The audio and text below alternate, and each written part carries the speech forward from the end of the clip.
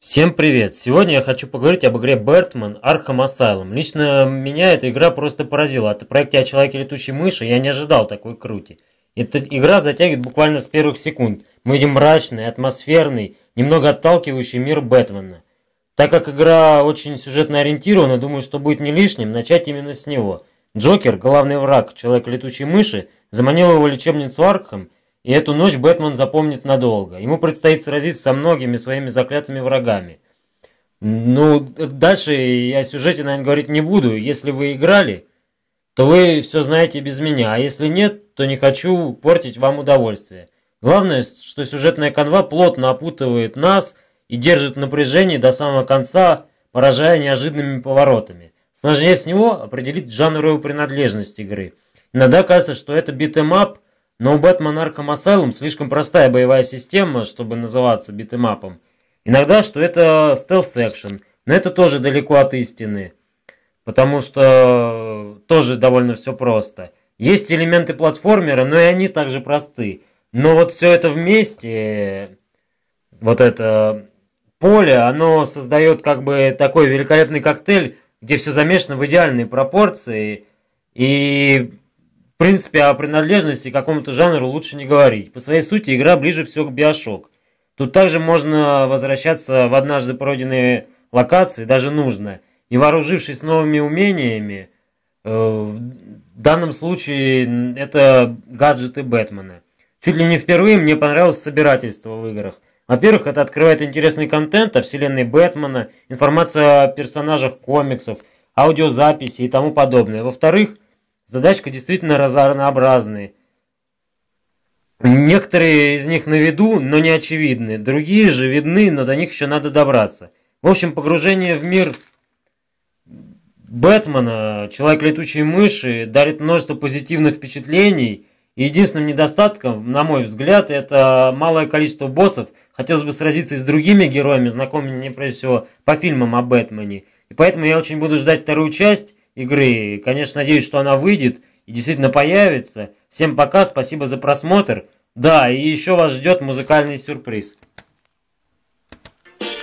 Весь мир однажды признает мои заслуги пред миром.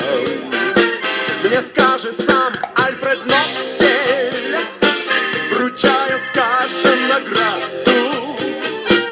Где только час самый умный, вам чего-то больше всех надо. И встану я во весь свой рост невероятный, и я скажу своей речи ответной спасибо всем. Мне было очень приятно. Все дело в том, что я никто не знал, а я на самом деле я Бэтмен. Смотрите, люди, он Бэтмен, Бэтмен. Никто не знал, а я спасибо, люди, я на самом деле я спасибо, мне я Бэтмен. Экстренное включение, правительственное сообщение. Вчера под мостом поймали Бэтмена с хвостом. Ха-ха-ха,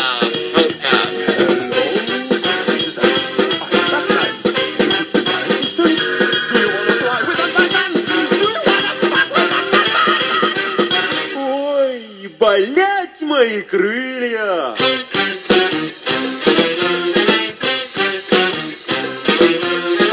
Я был прикольным ребенком и не играл в погремушки. Я мастерил шестеренки, метал снежки, как из пушки. Мне говорил с удивлением директор детского сада: пацан, ты чё, самый умный? И чё тебе больше всех надо? А я молчу.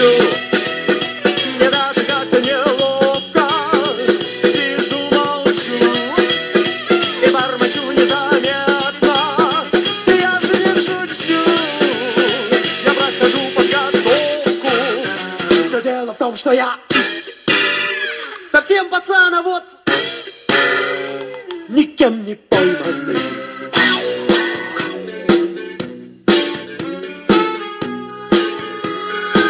Я повзрослел как-то сразу и стал стальной, как пружина.